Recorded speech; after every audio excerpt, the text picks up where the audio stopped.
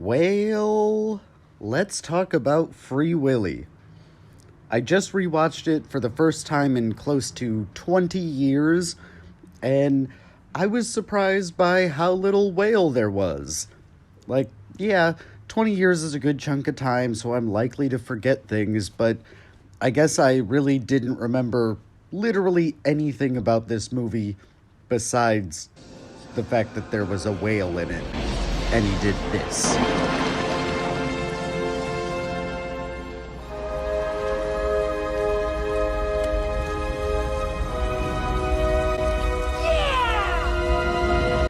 This movie is just shy of 2 hours long and packed with emotional themes and subplots, which is exactly what you want out of a kid's movie. From the whale's perspective, this movie is about Willy using the kid as a pawn in a game of 4D chess to help him break out of prison. But from the kid's perspective, it's a movie about how he and the whale become friends and bond, and he saves the whale from captivity. It does kind of feel like two movies. Not kid perspective and whale perspective, though I would watch the shit out of that, but I'll explain. There's this story about Jesse. He's the main character.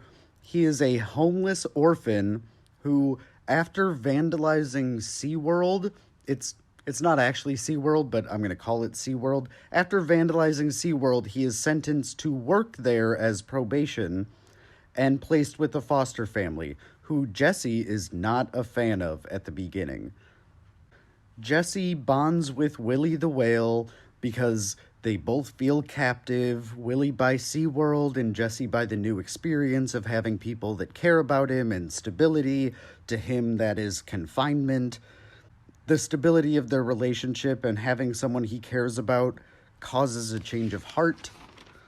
Because at this point, everyone in his life has left him and hurt him, so he never gets close to anyone.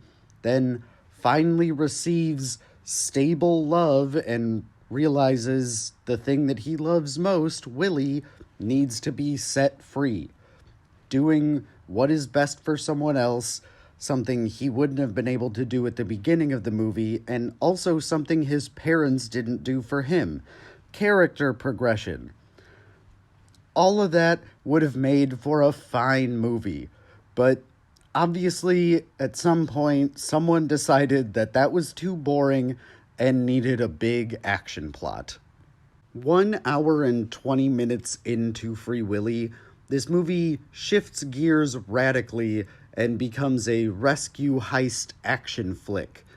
Instead of Jesse kind of just coming to the realization that Willy should be free because he has emotional growth, it also happens because bad guys try to kill Willy because the whale is insured for $1 million, but only if he dies. Because we don't have theft insurance on the whale, that's why. So, I just want to talk about the bad guy's plan for a second. The whale is insured if it dies. Not even gonna touch whale insurance, but to collect the insurance money and, commit insurance fraud, they decide to kill the whale. Okay.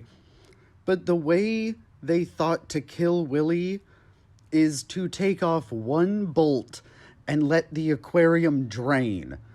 All over shit they'll probably have to replace, clean, or whatever after the viewing area of the orca tank is flooded with salt water. And I'd guess that would take up a sizable chunk of the $1 million of insurance money.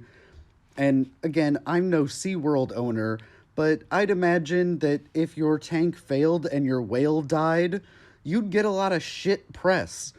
And you probably would also still need to purchase a new aquatic animal. $1 million isn't going to get you that far. Then, after Jesse and friends get Willy on the road to the ocean, there's a shot where Jesse looks at the ocean from SeaWorld, so don't ask me why it takes them so long to drive there in the final scene, whatever. The bad guys chase them, get fishermen to try and net Willy as he's swimming out to the ocean, and I'm just wondering if you can still get away with whale death insurance fraud if there are like 9 witnesses to you committing said fraud. What I'm getting at is their plan was dumb, because it was probably thrown in after someone decided that this movie was too boring. The real issue is just that it's not even trying to blend the stories together. It's just emotional story, then boom, action rescue movie, then back to emotional for the ending. It's all out of place. There are 2 shining stars in this movie, though, and their names are Dwight and Glenn. Glenn is the new adopted father of Jesse, and he can be a dick. Well, Glenn got a little paperwork here for you. Always got to have the paperwork. Well, this is a lease. I ain't buying yet. Or on the border of perverted. Had this med ever since I was in 8th grade. Used to sit around and spit in it, smack it, get a nice pocket there. Look at that. Pretty nice, huh? Or be a dick. Yeah, well, my mom's coming to get me one of these days. Well, that's funny. That's not what they said. But he has the best lines in the movie, and also he is not a very good actor. Jesse, what's going on? What the heck are you doing with my truck? This whale? But he comes around in the end, going from... Well, this is a lease. I ain't buying yet. To... Let go of my boy! So, good job, Glenn, you dick. And Dwight is Jesse's parole officer / CPS officer, and he just wants what's best for Jesse. But in this scene, towards the end, he deals out some hard fucking truths to Jesse, and it's brutal, and it's hilarious. Just like, yeah, man, check that fucking kid. Rip that Band-Aid off. It's great. Yeah, right. The state can't find your mom. The federal government can't find your mom either. Hey, your mom isn't coming back. Forgot the day she dropped you on our doorstep? Forgot about that. Well, I remember. Turned around and drove away. Didn't look around, didn't slow down, didn't even look in the rearview mirror. That sound like somebody's mama to you? Oh, snap! Also, honorary mention to the character Randolph. He's the person Jesse worked for / with at SeaWorld, and also Randolph is the wise old Native American man who confirms that this little white kid has a special connection to Willy. Also, something I definitely didn't remember about this movie and didn't catch this first rewatch, that famous scene where Willy jumps over the rocks and gets free, Randolph and Jesse are both whispering what sounds like Native American words or a Native American like chant or prayer in repetition, and the music swells around it, and Native American religious spirits helped free Willy. So there you go.